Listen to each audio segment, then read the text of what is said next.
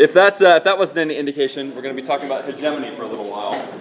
Hegemony is one of the most frequently used impacts, both as a disadvantage and as an advantage, but it's also frequently used to answer things like criticisms, because hegemony is very versatile and very applicable to a lot of different things. A lot of people have an idea of what hegemony is, but for those who maybe have heard the term but have never really heard it defined, a common definition for hegemony is the ability of one state to exercise dominance over other states. The way that manifests itself generally in terms of academia and the way that people think about hegemony is that you can have a regional hegemon and the potential for a global hegemon. A regional hegemon is certainly what the United States is in the Western Hemisphere. There is no other country that can challenge the dominance of the United States anywhere in either North America or South America. There's really no peer competitor. Even if Brazil and Canada combined their military prowess, they probably would still be decisively defeated by the United States, and those are probably the two closest peer competitors to the US. So really there's no other country here that can challenge us. There's also the potential for something called a global hegemon, which is a country that nobody can really challenge across the globe. This would be a state where that country has so much power relative to its peer competitors that they really are on a different level. So a global hegemon would be able to exercise virtual dominance in any corner of the globe. Now, I want a show of hands for people that think that currently the United States is a hegemon on a global scale. Raise your hand if you think that statement is accurate. Okay, raise your hand if you think it's inaccurate. So presumably those who didn't raise their hands don't know. And maybe they will have a better sense of that by the end of the lecture. But the fact that there's a division is not surprising because most people who study international relations and write about hegemony haven't come to a conclusion on this. There's some people that say the United States has been the hegemon really since the end of the Cold War, that we're sort of head and shoulders above any other country. Russia and China are close-ish, but really they're not on the same scale. And then there's others that say that a true global hegemon is impossible because there's always the potential for countries to balance together against that country, and that even if they're able to exercise dominance locally, they could never be able to decisively defeat other great powers if they have to cross an ocean to do so. There's quite a bit of debate that happens about this, and that manifests itself in a lot of interesting ways in debate.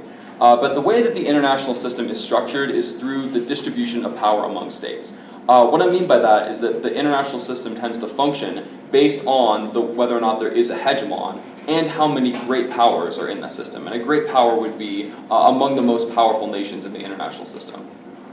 There's three types of systems that generally exist. The first is unipolar, which, as the name suggests, has one pole. In other words, one country that is decisively stronger or more powerful than its competitors. Another option would be bipolar, which, as the name suggests, has two, and then multipolar, which has three or more.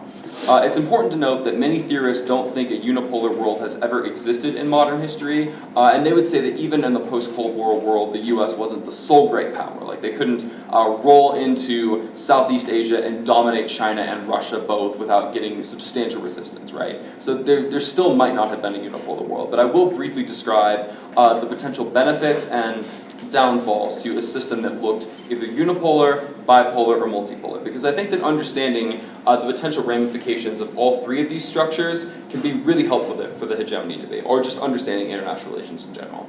Unipolar first. The reasons why it could be peaceful is because theoretically in a unipolar world there is no great power competition. What has been the biggest war since the Cold War ended? Was it anywhere close to what World War I and World War II looked like, where there were multiple great powers fighting against one another for control over the global sphere or control over a certain defined area? The answer is decisively no. There really just hasn't been as much conflict since the end of the Cold War as there was prior to it. A lot of people that support unipolarity would say that's because there is one country that has been able to be so much stronger than the others that other countries are disincentivized from trying to fight it. And that one country can kind of impose order from the top down. In other words, they can sort of dictate the way that the rest of the world operates to a certain extent, or use their power and influence to deter conflict in certain instances.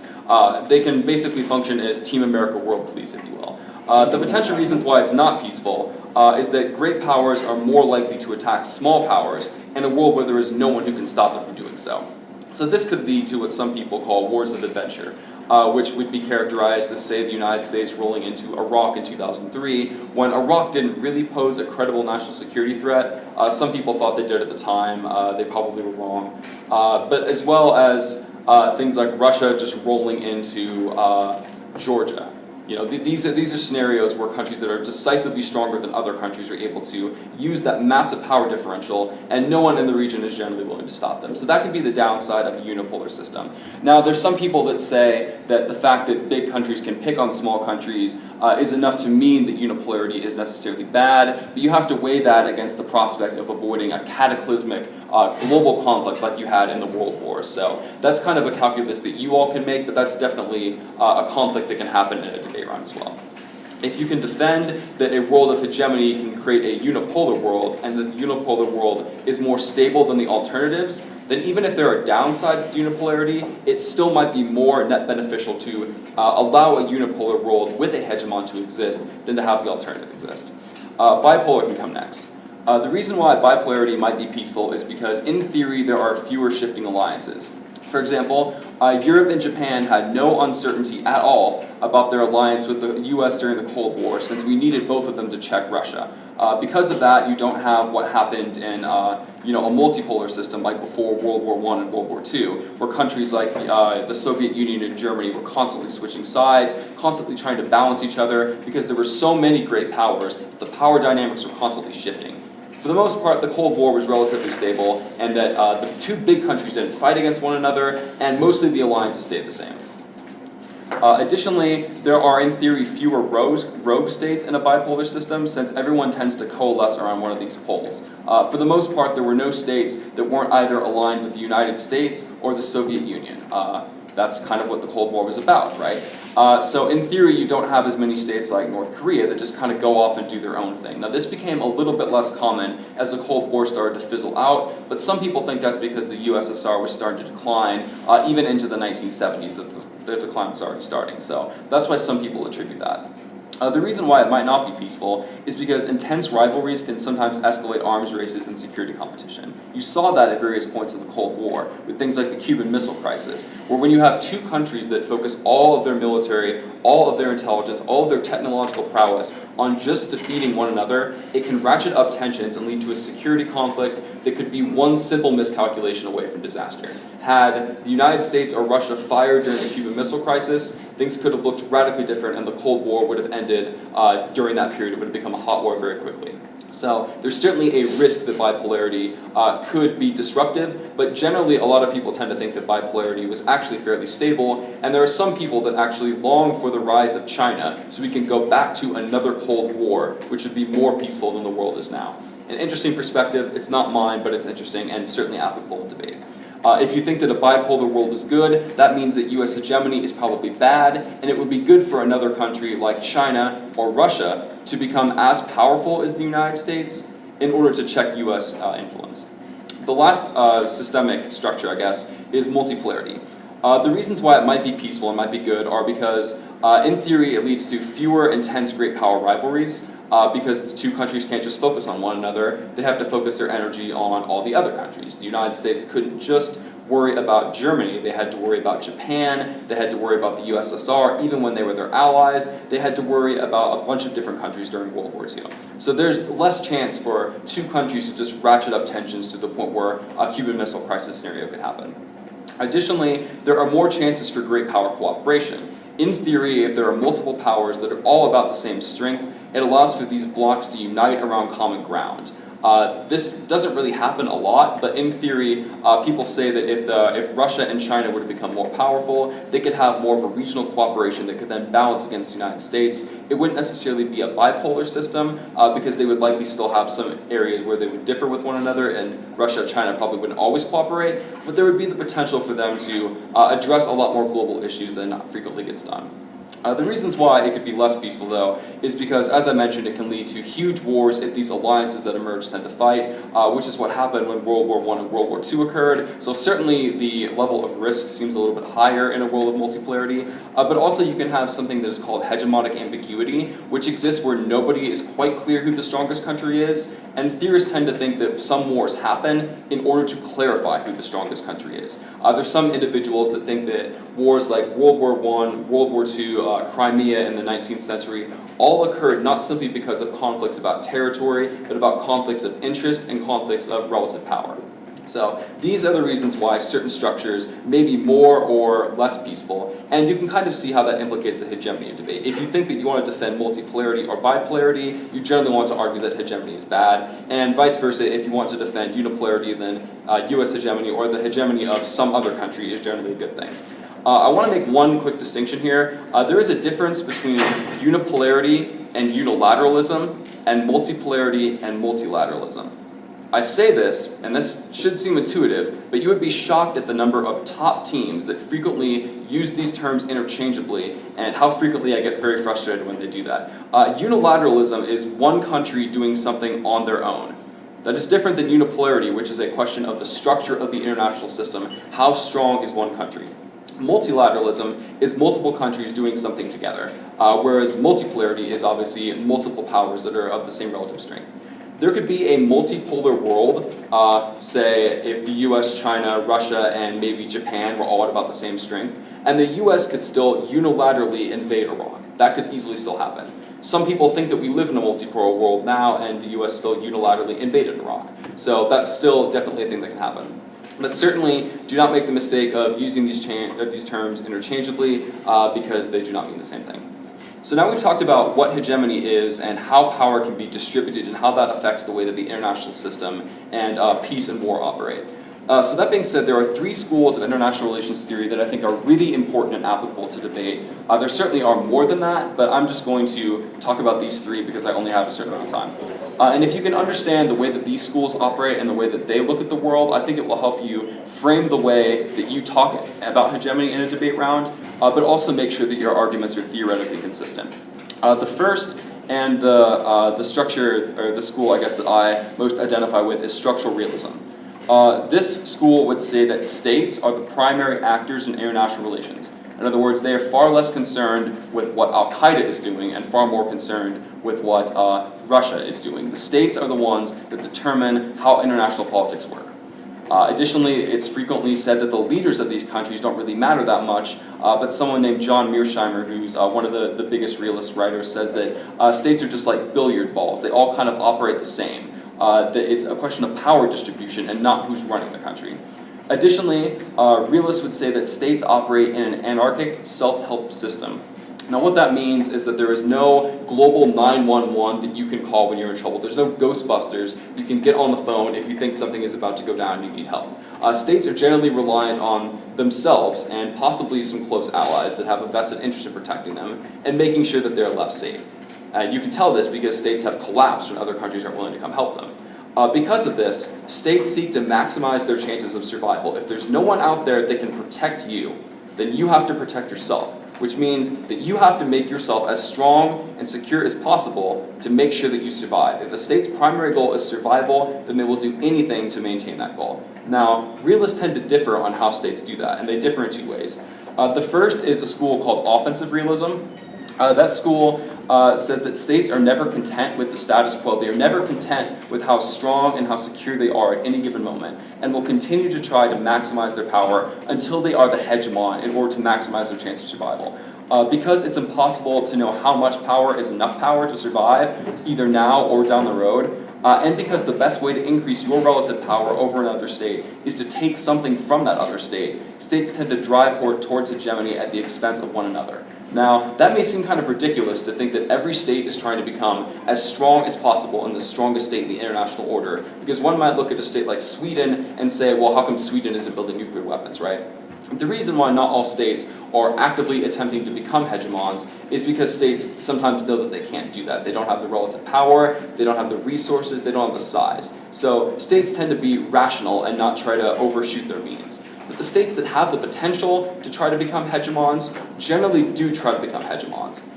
Sometimes that happens sooner rather than later. In the case of China, it's taken a little bit longer than some people thought, but other theorists see that China is eventually trying to become a military power and attempting to dominate the South China Sea, for example.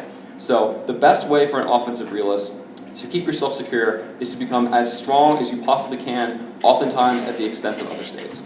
You can contrast that with defensive realism, which says that states are primarily concerned with security, but they can reach a point where they feel that they are strong enough to be secure. So unlike offensive realists, they will think occasionally that I am strong enough, I am secure enough that I don't need to get any stronger. I don't need to improve the status quo, I just need to maintain the status quo because it's working for me. In this world, unlike offensive realists, defensive realists would say that states can desire to simply maintain the status quo if it makes them feel secure. The problem with this, though, is that it can sometimes create something called a security dilemma for other states. A security dilemma is a concept that gets thrown around in debate a lot, so I think it's important to know what that is. It basically just means that anything I do to make myself feel more secure makes other states feel insecure. If, for example, I build an amazing missile shield in Poland, designed to protect against, say, nuclear weapons being delivered by Iran, Russia might see that same missile defense, which has nothing to do with them, and think that it's actually a chip placed there to check back against Russian military operations. For example, that could mean that we would have the ability to attack Russia and then use our missile defense system, which appears to be defensive, to make it so Russia can't attack us back, which would give us the ultimate defense, allowing us to hit Russia first. This is the type of calculus that can exist in the security dilemma and can be a reason why security competitions are bad. And defensive realists say that because of this, states are disincentivized from trying to acquire too much, but sometimes it does happen. So the difference between those two schools, offensive realists think that states can never feel secure and are always striving to get stronger. Defensive realists think that most states feel that way, but the strongest states don't. They're content to be status quo powers. The next school of thought that I think is really important actually one more thing about realism, because this is a term that gets used a lot in debate. People just say realism is inevitable and say realism causes, the Iraq War, and realism causes Vietnam, and realism causes, global genocide. And when they say that, I groan and roll my eyes because I don't think they know what realism means.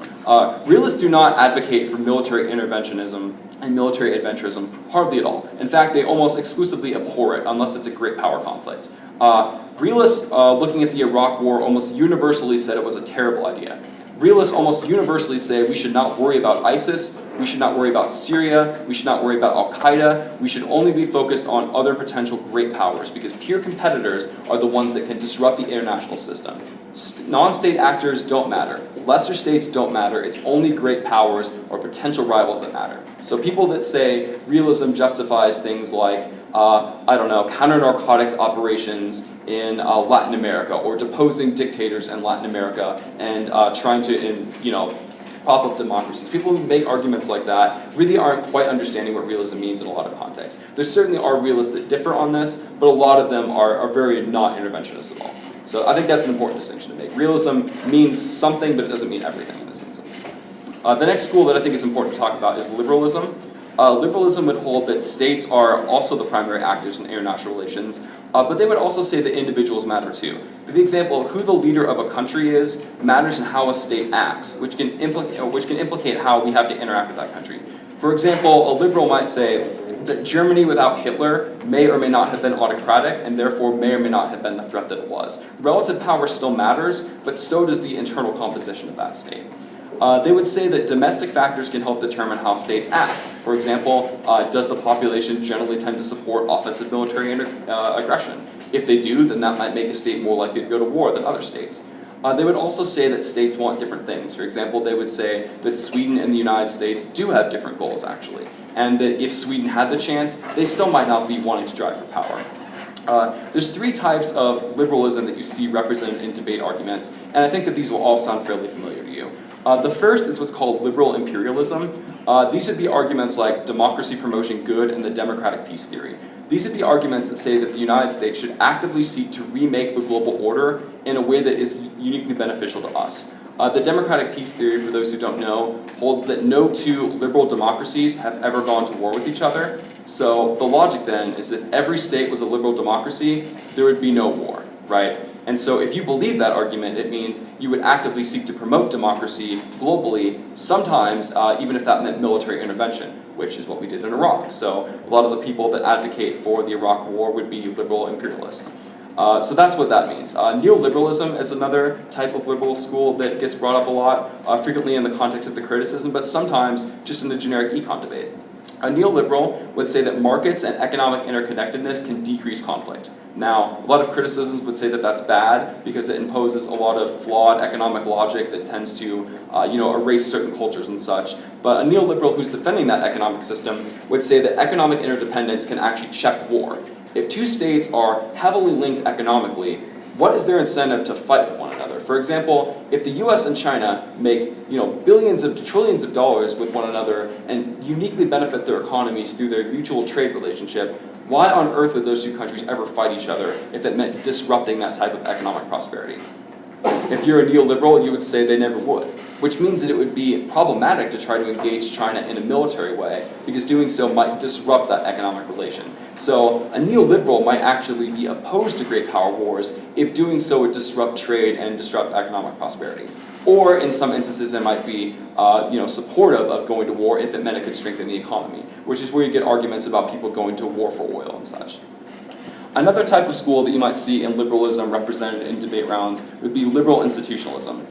These would be arguments that you may or may not have made in the last practice round, which would say that institutions like the UN and the ICC and the WTO can actually decrease conflict by creating mutual stakes for all the countries.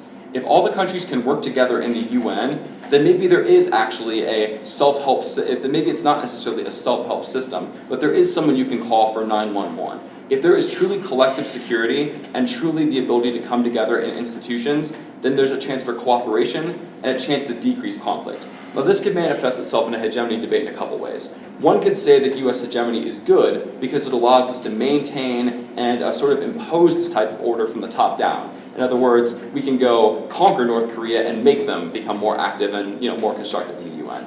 Or it might say that instead of being militarily aggressive, they should use these channels in order to sort of create stability within the global order. So it can kind of manifest itself in two ways, but it can be used either as an argument why hegemony is good or bad. The third type of school of thought that I'm going to talk a little bit less about because I have a feeling it will be covered in a lecture that happens in a couple days is constructivism. This is a school that holds that ideas and ideologies help shape the way that we think about international relations. So people and thoughts and ideas are the main actors in international relations. For example, while realists would say that the system is anarchic and self-help, and if you don't help yourself, no one will, constructivists might say that the system isn't anarchic unless we conceive it as anarchic. The way that we talk and think about international relations dictates the way that we act towards them. So, if we want to change the way that the world works, we need to start talking and thinking about the world in a different way. So this is kind of the hippie argument, I guess. There's a couple ways that this manifests itself in debate. Like three main arguments that you see a lot. One is terror talk, which is a rhetorical criticism of the rhetoric of things like terrorism. They would say that our representations of terrorism and the terrorist cause us to otherize the Islamic world and create resentment, which then ironically causes the very conflict that we're trying to stop. So they would say that instead of treating terrorism like an objective problem where they are the enemy and we must either stop them or erode their base of support, they would say that the way that we treat those that we designate as terrorists are the reason why terrorism continues to flourish. So that would be an example of how the way we talk and think about the international system shapes the way that it operates. Additionally, you can get arguments like the Washburn and Texas Tech classic borders, which say that geopolitical divisions are arbitrary. So the line that divides the United States from Canada is not like an empiric thing, it's just a thing that we drew on a map once. And that these divisions can cause otherization and conflict. That there is no innate difference between people, but we've constructed these arbitrary borders and defined these nation states based on a lot of colonial norms that then dictate how we act towards them. And when we act violently against another state, we're really just doing that for arbitrary reasons. The third way that it manifests itself in debate is feminist international relations, which is commonly abbreviated as FemIR. This argument would hold that hypermasculinity is pervasive in IR, that we tend to, if we hold a hammer that is the US military, view everything as a nail. and it causes conflict and erodes the chances for cooperation. So the way that we would decrease that would be to treat other countries in a less hyper-masculine and less aggressive fashion, and talk about international relations in a way that manifests that way. So now that we've talked about the way that people think about hegemony and the way that that can implicate debate, I think it's important to talk about how you measure and operationalize that power. There's a couple ways that you generally hear about how hegemony manifests itself, and those are hard power and soft power. Hard power is using the military and economic means to influence the behavior of others. Now, this can be done through things like war and things like threats or coercion, which would be, if you don't do X, we will do Y to you. Or things like offering them explicit benefits, like, hey, if you do this, we'll give you military or economic aid. Or even just giving that aid preemptively and assuming that this will cause them to change their mind in the future. We use our strength to compel other countries to do things for us that they might not otherwise do, and that's what hard power is. Soft power is the shaping of the decisions of others through appeal rather than through coercion. So instead of telling them what we want them to do, we implicitly change their mind, but allow them to come to that conclusion on their own. So instead of forcing or explicitly incentivizing countries to do something, soft power is the ability to make countries do things that you want them to do without them realizing that the decision was yours to begin with. This can be done through things like media and culture, which would be the prevalence of American film, music, and news sources throughout the globe that causes people to like American culture and to sort of adopt American cultural norms. That's why some people think we won the Cold War. It can be done through the spread of US businesses. US companies can make really cool things that everyone around the world wants, and when they get their awesome new technology, they start to like America more. And goodwill mission programs, things like the Peace Corps that exist only to help people, but also to improve the global image of the United States. All of these things can create a more positive image of the US around the globe, and can also cause countries to view more favorably our cultural norms. Now, debaters frequently misunderstand how countries operationalize soft power. And you see this in a lot of debates about negotiations and a lot of debates about economic aid. Soft power is not a tool for negotiating. Soft power is not giving economic or food aid to someone. People always say that this is soft power and this is how America can increase it, but they're using that concept incorrectly. For an example, teams might say that if we had great soft power, it would allow us to negotiate an end to North Korea's nuclear program, or create a global climate change agreement. If we only had soft power, we could accomplish these things that we want, because we could go to the negotiating table and come as friends, and they would just listen to us. But soft power is not that. That's actually hard power. Soft power, as I said, is exporting our cultural norms and values, such as non-proliferation in the case of North Korea, and environmental stewardship in the case of an environmental treaty, and then those norms influencing how other states act. So it's not us telling other countries what they should do, and us just being really likable and persuasive. It's actually just these countries liking us for completely external reasons, and then adopting our norms and our standards and being more willing to work with us on these issues. It's not the use of coercion, it's not the use of gift-giving, and it's certainly not the use of threats. It's something completely different. And hopefully that will implicate the way that you discuss soft power going forward. Yeah? So would you say sticky power would be like a form of hard power? That is literally the next thing on my list, so if you still have a question about it, no, that's fine. I'm glad that you brought it up, actually, because there is actually a third thing that's called sticky power. And sticky power is using economic strength to create or maintain economic and political institutions. Basically what that means is, the logic of sticky power is countries want to trade with us, which means they are incentivized to integrate themselves into the global economic order. This can manifest itself through countries being more willing to join free trade organizations or joining the WTO. The institutions created by sticky power can decrease conflict and increase cooperation. If the argument discussed earlier about neoliberalism is true, that economic interdependence can reduce war, then sticky power and the US economic might can be a way to have other countries come into the fold and be less willing to be outliers that might oppose the United States. Sticky power and hard power can kind of go hand in hand to answer that question, because we can use our economic might to do things like sanction other countries, or use it as a carrot to get them to do what we want. For example, we'll give you a ton of food aid, a ton of economic aid, we'll buy you this military technology if only you do these three things. Sticky power, though, is not an explicit offer like that. It's just the use of our implicit economic strength in order to cause other countries to kind of on their own decide that they want to come into the economic fold. So it's an active attempt to align themselves more closely with an economic power like the United States in order to increase their own economic survival. So that's what sticky power looks like. And it's sticky because, in theory, once they get into the global economic order, they're stuck. They can't get out. That's why people say capitalism and neoliberalism are so pervasive and so dangerous, because once you're in the system, it's very, very difficult to separate yourself. And it works the same with other countries. Yeah? So if Barack Obama sent a fruit basket to Vladimir Putin, with the hope that would help negotiation, that's hard. I guess it depends on what the note he said with it was. That's probably closer to soft power, because that's just a nice thing you're doing for someone without any ulterior motive, I guess. I would say that's pretty different from like massive economic aid packages that can make or break a country's long-term economic future or short-term survival. But certainly, if it was insidious enough, I guess it could be hard power. But I guess it really would depend on the context. I don't really think of individual, like, leader-to-leader exchanges as being, ever manifesting itself in hard power. It probably would be something closer to soft power, though. Yeah? If the U.S. were to change over to the metric system, would that be soft power? Yes. It would be doing something that would more closely endear us to the rest of the world. So that's how we use hegemony, I guess. We can use it for soft power, hard power, sticky power. So I have a question for the active audience now. What impacts can hegemony solve? Who said that? Congratulations, you win the prize. The American flag handle. Hegemony is wonderful because it can solve every impact ever, and even some that you haven't thought of yet. You don't know how to say the national anthem. Let's talk about a few of the ways that it can do that. This seems pretty intuitive, but hegemony can solve back for war in some instances. It can deter conflict. If we have overwhelming military strength and technological dominance, it can discourage other countries from fighting us, or even from fighting other countries. Why would a country go to war with the United States if they know they're going to lose? Why would another country attack a US ally if they know that we're going to get involved, and then they know we're going to lose?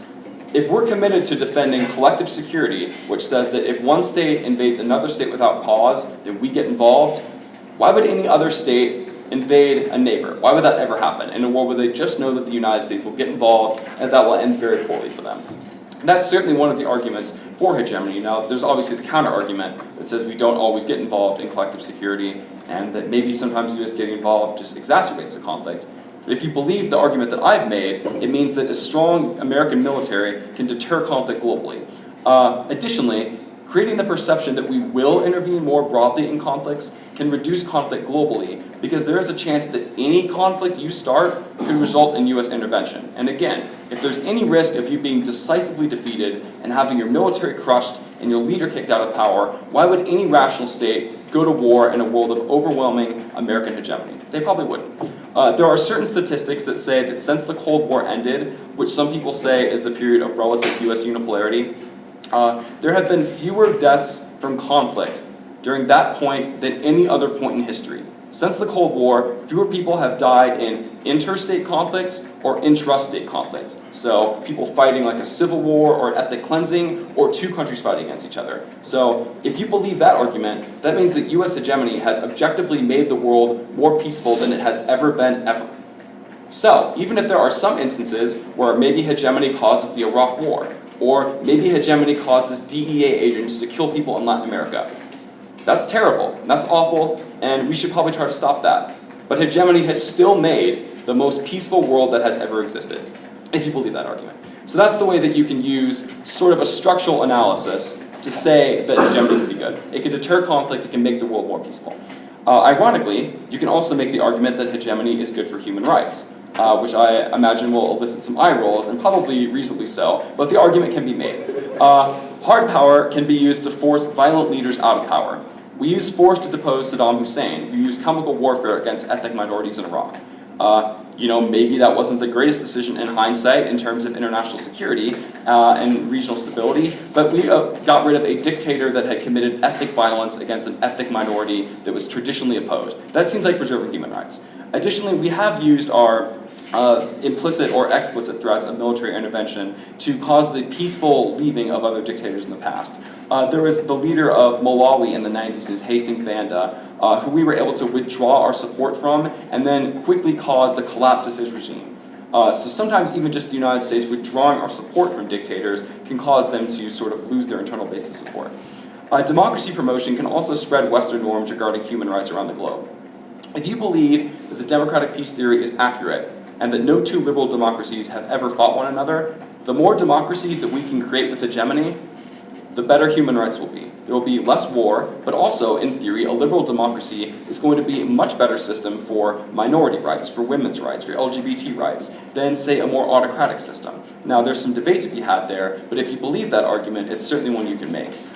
Additionally, soft power can increase our ability to influence how the world thinks about issues and spread more liberal ideas about the treatment of, say, women across the globe. There are objectively problems with the way that the United States treats women domestically, and patriarchy is certainly a major part of the United States. But it is also true that the United States treatment of women is substantially better than Saudi Arabia's treatment of women. So, higher soft power would likely mean that we would have the ability to influence the way that other countries view the treatment of more vulnerable populations. So in theory, a hegemon who has soft power and the ability to use hard power to get rid of violent despots would be one that could create a more stable and more peaceful world for ethnic minorities.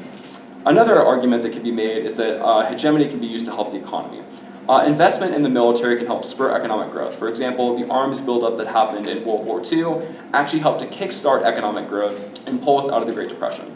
Additionally, tech development for the military can have civilian applications like GPS.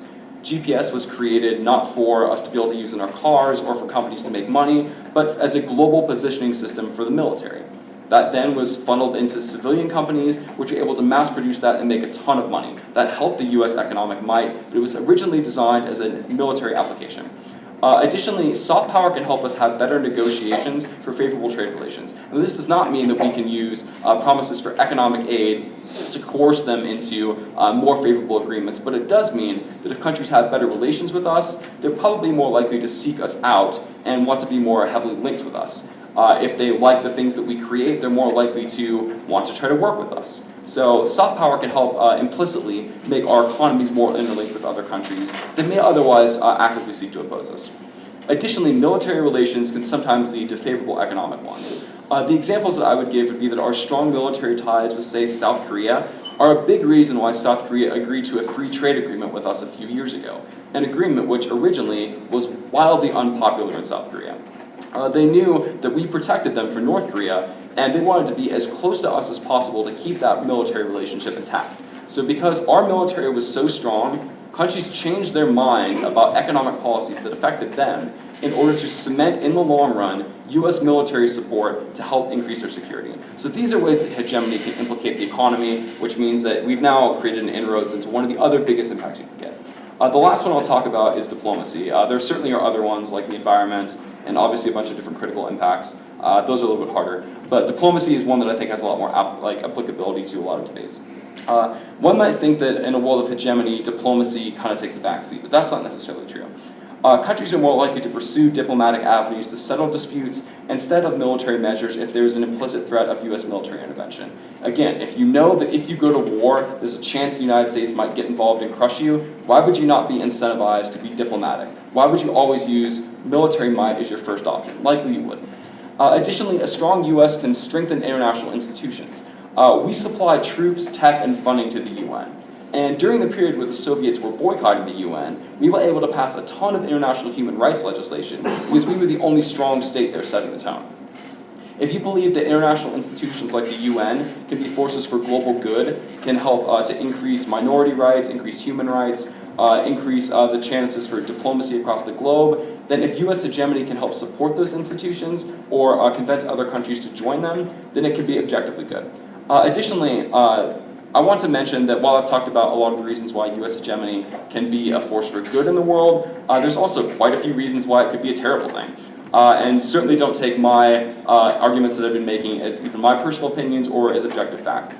As I mentioned before, you can make the argument that hegemony creates security dilemmas for states. If we become, if we become substantially more powerful than China, China might view any action we take as potentially threatening to them, which would cause them to then securitize against us, creating a vicious cycle where everything another country does is viewed by that other country as potentially offensive. Additionally, you can make the argument that hegemony creates things like terrorism and wars of adventure. There's a pretty good argument that the reason why 9/11 happened was because of American military presence in Saudi Arabia during the Gulf War and because of American military support for Israel and opposition to Palestine. If these arguments are true, then we were drawn into a massive multi-decade conflict in the Middle East that still continues to persist just because we were being too hegemonic and being too aggressive militarily, which means that there can still be a downside or a dark side to American hegemony. Additionally, there's also a pretty good argument to be made that hegemony can spark nuclear proliferation.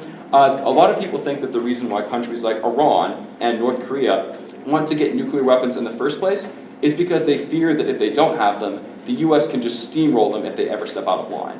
Iran, for example, was frequently abused by great powers. We kicked out one of their democratically elected leaders in the 50s because he was trying to make the state more socialist. We frequently allowed Britain and Russia to basically divide the country into spheres of influence and sort of exploit them for their own economic gain, and that happened for decades and nobody did anything. So a country like Iran that has been historically pushed around by the big powers sees the United States supporting its enemies in the region and supporting, the despotic Shah who is abusing their citizens, and then thinks that the only way for them to guarantee that the United States does not try to dominate them again is to have nuclear weapons. So then if nuclear weapons are really a force for global instability, then US hegemony could be the cause of why proliferation would happen. These are the ways that you can say that hegemony is bad. They can be used either as advantages, disadvantages, or impact turns to an advantage that says hegemony is good. But certainly do not think my case for American hegemony is one that is necessarily set in stone or concrete or indefensible. So here's a few tips for reading hegemony. And this can be either for saying hedge is good or hedge is bad. I think that you should decide early whether or not you want to go structural or whether or not you want to go specific. So ask yourself this question. Does the potential for conflict that you're concerned about arise because of a problematic distribution of power in the international system? If so, you're probably talking about a structural issue with hegemony. For example, maybe you think that if the United States allows China to get stronger, we'll fall back into bipolarity, and that bipolarity is an unstable system that makes conflict inevitable. If so, then that's probably the argument you should make. Or, is there a specific flashpoint for conflict that needs to be addressed? For example, are you concerned about the US and Russia getting into a conflict over the Arctic? Are you concerned about China and its neighbors getting involved in a dispute over the Senkaku Islands? Are you concerned with the ability for the US to mediate the conflict between Israel and Iran? If so, then it's likely that you're not talking about the structure of the international system and more about the application of American power and American hegemony in a certain conflict. So make that decision and then kind of use that to determine how you want to make the argument. If you want to go structural and defend unipolarity, you can make arguments about how unipolarity is the most peaceful system and any other system makes conflict inevitable. Those arguments don't work as well if you don't have any structural analysis, though, and you're more concerned about, if the U.S. has enough military might in the Arctic to be able to check against for Russian flights that go through there. So it kind of depends on how you want to set up that structure and about what realm of hegemony you want to talk about. The second thing I think that you should determine is what school of IR you want to utilize. Are you a realist who's concerned with great power conflict? Are you worried about the US and Russia fighting, the US or China fighting? Are you, say, a liberal imperialist who wants to use military might as a tool to spread democracy and defend the democratic peace theory? Or are you a liberal institutionalist who is concerned that possibly the erosion of American hegemony will collapse the international order and result in institutions like the UN falling apart or at least becoming less prevalent? Make that decision and then use that to help dictate your argument. The best arguments in defending or opposing hegemony are ones that are theoretically consistent. And there's a reason why the people who write about this have developed these theories is because they are consistent, and if you kind of mix and match a lot of different schools of thought into one argument, it may or may not make sense. So kind of decide from what perspective you want to approach the debate, and that I think will help make your argument make a lot more sense. Third, you should know what your impact is and why it matters. As you've discussed, the presence or absence of hegemony affects basically every impact that can be read in the debate, so realize that and utilize it to your advantage. If you're reading an advantage that says hegemony is good, and they are concerned with maybe reading a dissad about how this will affect the economy, make arguments about how hegemony is a prerequisite to a stable economic order, and that absent American hegemony, the global economic foundation could collapse, or at least could be wounded, or that the American economy will go down in a world where they don't have hegemony. If you can make these arguments, you can make the case that hegemony, your impact, is the internal link to solving or preserving the scenario that they're worried about isolating in a dissad. Additionally, the fourth tip I have is that anytime you're debating international relations, take 10 seconds and ask yourself this one question. How would the presence or absence of United States influence in the relations between two countries affect the way in which they interact with one another? In other words, is the US being here or not being here going to affect this conflict in any meaningful way? How does American military presence in Japan affect Chinese military policy in the South China Sea? How does American naval presence in the Persian Gulf affect Saudi Arabia's relationship with their neighbors? Or how does the lack of American military presence in Eastern Europe affect Russia's willingness to be aggressive in that region, or affect the way that Russia interacts with the rest of the continent? These are the questions that you need to ask yourself, and these are the ways that I think you can generate offense if you're answering an argument that is saying that hegemony is good or hegemony is bad. If you can envision a world where the US had increased or decreased military presence in a particular region, and then accurately predict how those countries would therefore relate to each other in a world where that American pacifier, if you will, wasn't there, then you can make a more specific and more nuanced scenario that will allow you to have a much better, much more tightly constructed argument that you can make. And I think that the arguments that could be more specific and more, using of the facts that exist in the world, I guess the better. There's a few other quick things I want to touch on. They're just generic arguments in international relations that I've touched on a little bit, and I want to kind of give you some tips about how you can answer them. The first is democratic peace theory, which I mentioned. Again, that's the argument that no two liberal democracies have ever gone to war, right? That's probably not necessarily a good thing, though, because a lot of people think that the reason why liberal democracies don't fight one another is because they tend to fight other non-democracies instead. So liberal democracies aren't fighting each other because they're fighting all the other states that don't look like them, right? So there may not be any decrease in conflict. It may just be sort of a clash of systems against one another. There's also a lot of people that think that the reason why this theory looks so ironclad is because the definition of a liberal democracy is far too loose. For example, some people might say that the Confederate States and the United States were both democratic, and they fought each other in a civil war. So how come liberal democratic peace theory didn't check there? Now, the counter argument to that would be that neither of these countries were liberal because they had slavery and or segregation. But that's certainly a debate that could be had. There is not an ironclad consensus in the international relations community about the liberal democratic peace theory, and there's a lot of people that think that a strict adherence to that idea is not necessarily a solid one. Additionally, I made the argument that economic interdependence can check back for war, but there's a couple arguments against that as well. For example, Russia and China were incredibly economically interdependent during the Cold War, and they actually fought a conflict with one another in, I think, 1969. So, despite the fact that they were ideologically and economically tied, and incredibly so, they still fought against one another. So the fact that they were making money trading with one another didn't stop conflict from happening. Additionally, Europe, Western Europe as a whole, was far more closely connected in 1914, so when World War I happened, than any great powers are now. Europe, France, Britain, Russia, Italy, Austria, all of these countries were more reliant on each other than the US, Russia, China, and Japan are now, and they still fought one of the most destructive wars in human history. So if economic interdependence couldn't stop that disaster from happening, why on earth would it check a war that could happen now? Additionally, people often talk about mutually assured destruction as a defensive argument in hegemony debates.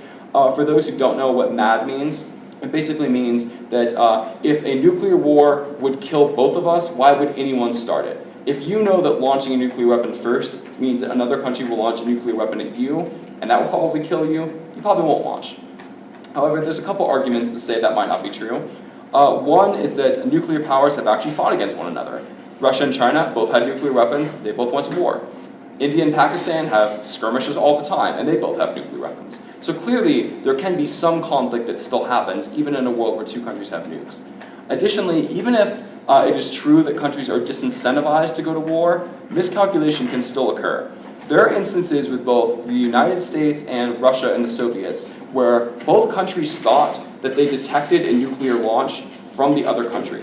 Russia once mistook a weather balloon for a US nuclear missile. In the 1970s, the United States thought that the Russians had launched every single nuclear weapon that they possessed at them at the same time.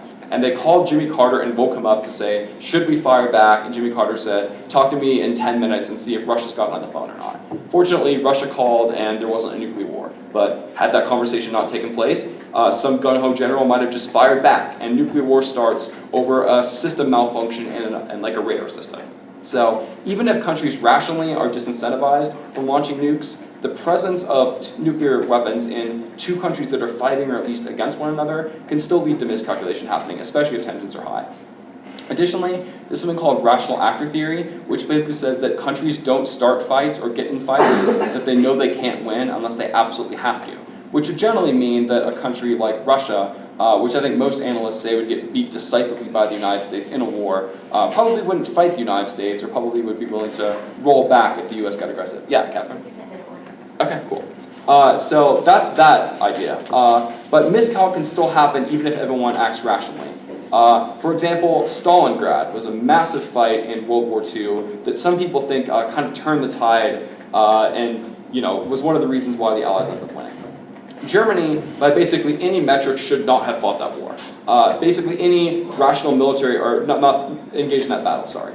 Basically any rational military analyst at the time and after the fact has said that there was no chance that Germany was going to win. At best, they could kill a lot of Russians, and they did. They really did. But they certainly were not going to win. They were not going to gain any strategic military benefit, and if anything, it was going to dramatically impair their ability to win the war. But they fought it anyway. Leaders still make bad decisions. They operate on imperfect information because as good as your intelligence might be, you probably don't know everything that the other side has, right? A lot of countries didn't know we had nuclear weapons until we dropped them on Japan. So people can still make miscalculations based on imperfect information or just based on, I guess, the ability to win the war that they think they can win. There's one other concept that I want to talk about really briefly that I don't think gets a lot of airplay in the hegemony debates, but I think could be really interesting. And that's an idea called the stability-instability paradox, and it deals with nuclear weapons. This is the idea that a lot of people like Robert Jervis wrote about in the 1970s that says that nuclear weapons can simultaneously make the world incredibly stable and also make the world incredibly unstable. The argument for stability is that nuclear weapons make the world more stable because they prevent escalation, right? Why on earth, if you're fighting another nuclear country, would you ever escalate to war or allow tensions to keep going if you know that that could lead to nuclear war? On the other hand, nuclear weapons can make things more unstable because countries can fight each other without the fear of escalation. And this is the side of the argument that I think doesn't get enough applicability in debate.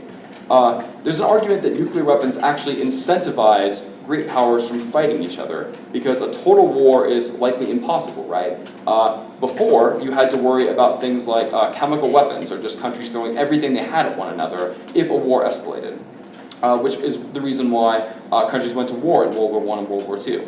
Now, there's no chance that total escalation can happen because you know that that country isn't going to pull up their trump card because they don't want you to pull your trump card out, right? Which means that countries are more or less disincentivized, I guess, from going to war with one another because they don't think that that war could necessarily escalate, which means that it's more likely that these conflicts could start small, but then something like a miscalculation could happen, and then accidentally nuclear war could happen. So that's the stability-instability paradox. I think that the stability part gets mentioned occasionally, and it's basically the mad argument. But the instability aspect, I think, is a thing that could be underutilized, or I guess utilized a little bit better. So that might be something that you all might want to look into. So I've talked for almost an hour now about hegemony, and I've covered a lot of ground. And yet I've really just barely scratched the surface of international relations and about the question of hegemony. There are a lot of other different schools of thought and a lot of other different ideas about how it could be applied to debate, but hopefully, if nothing else, you realize that it's a very versatile and, really devastating argument if you can do it well. So if you can apply hegemony effectively, if you can determine the best instances to use it, and if you can help make sure you have a coherent idea of what school of thought you're arguing from, and basically what vision of the world you're defending, I think you'll have a much easier time making and winning these arguments. So that being said, I can open up the floor to any questions that you all might have for a while. Yeah? If we were to look at a resource to better explore like some different schools of IR, what would be like a good place? Sure. For example, if you wanted to learn about realism, I would definitely read books by John Mearsheimer, who was one of my former graduate school professors, who wrote Tragedy of Great Power Politics, which is phenomenal and incredibly well written, and doesn't say what a lot of people think it says. So I definitely recommend that one. He's an offensive realist. A defensive realist that is sort of like the pinnacle of his field, I guess, would be Kenneth Waltz, who's written basically everything he writes is phenomenal. So I would definitely recommend reading him. Liberalism, you can get into a lot of different schools. there's a lot of people who write about liberal institutionalism. Like I have a whole list actually on that I could give you, just like a grad school syllabus that I could probably pull out a few recommendations from. And then constructivism, the one that I'm most familiar with is Alexander Wendt, who kind of founded the school. It's sort of a fairly new set of ideas as far as international relations go. And he wrote a book called Anarchy is What States Make of It, which is really, really good, and I think will kind of give you the underpinnings of constructivism. And because liberalism is so broad, I can delve into each of those a little bit more, maybe when I have more time, or maybe I could just get a list together and send that to people if they're interested in it. But I could also include these books. So yeah, if there's more like specific issues like U.S.-China relations or the applicability of hard power to deterrent conflict, or even like whether or not the Air Force is important, like these types of arguments, I could give you some reading recommendations on those as well, but that just kind of depends on what you're interested in reading. As a Navy vet, the Air Force. All right, any other questions? Yeah. What is realism? Like just in general, like you want the definition again? Like, how does it function? And like you talk about like structural realism, and realism. Like, what is it? Yeah, sure. Just give me that. Okay. So the way that realism basically works in debate is countries know that there is no 911 that they can call in the international system, right? The system is anarchic and it is self-help, which means that every country is kind of left up to its own devices to stay alive. No one's coming to help you if you get in trouble.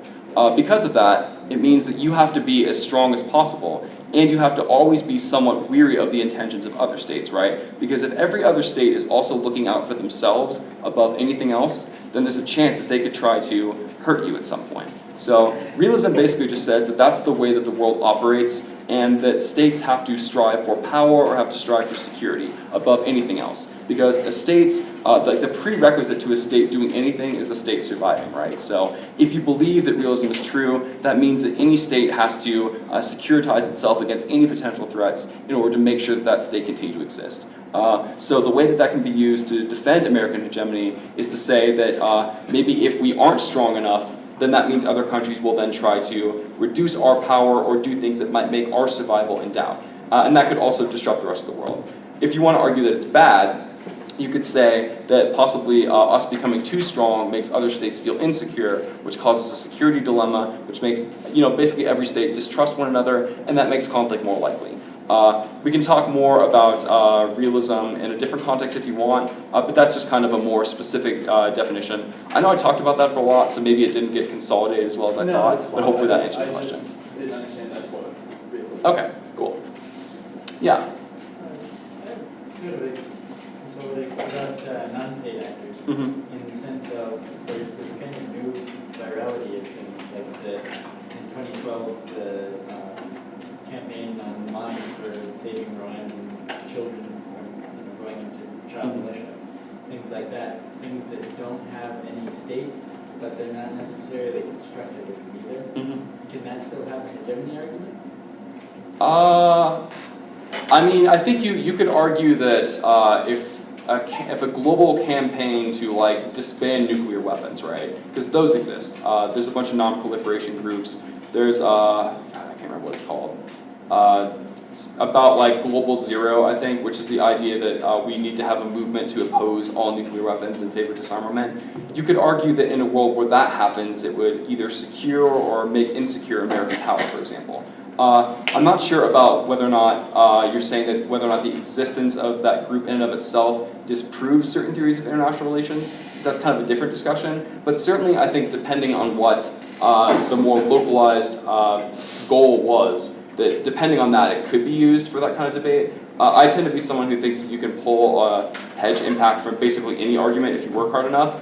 So if you're creative about it, I think you probably can do it. Also, since things like education can implicate hegemony, if you can win an argument that this thing will allow like more people in Rwanda to go to school, and that will help develop the African economy, and that will create either states that could join with the United States or eventually oppose the United States. Maybe states that align themselves with China, or maybe create like a stronger African Union that could be a great power pull against the United States. Like that's the kind of logic that could help make a hedge good or hedge bad argument depending on how you take it. So certainly I think that if you're creative enough, basically any type of argument can be used to get into that type of impact. Yeah? Still kind of on the non-state actors, how would, like, this is a little broad to narrow it down, but how do certain theories deal with groups that know that they can't win a fight, but fight that anyway? It's not just a matter of bad leaders, like there are rational actors who understand that there are fights that you can't win, but you still choose either for ideology or religious purposes or any other kind of purpose to go and fight that anyway. How do you, So is there an example that you might have about that? Because the one that I'm thinking of that people tend to bring up is why Japan didn't surrender earlier. That's an example that a lot of people bring up about whether or not leaders are rational, for example. There's a counter argument to that says that it was actually incredibly rational for Japan to do that because they felt that if they held out longer, they could get a better peace settlement from the United States and they wouldn't have to give up their sovereignty long term, which kind of ended up being true. So there's arguments that even when people hold out for longer than they seem to think they should, that there's a reason for it. Additionally, kind of another example would be some people say that Japan shouldn't have attacked Pearl Harbor in the first place because they knew they were going to lose. There's also a counter argument that says that the United States left Japan basically no option because they were dominating sea lanes so much that Japan's trade in the Pacific was basically being strangled, and so that it was an economic necessity for Japan to strike back in hopes that the United States would then back down themselves. So even acts that can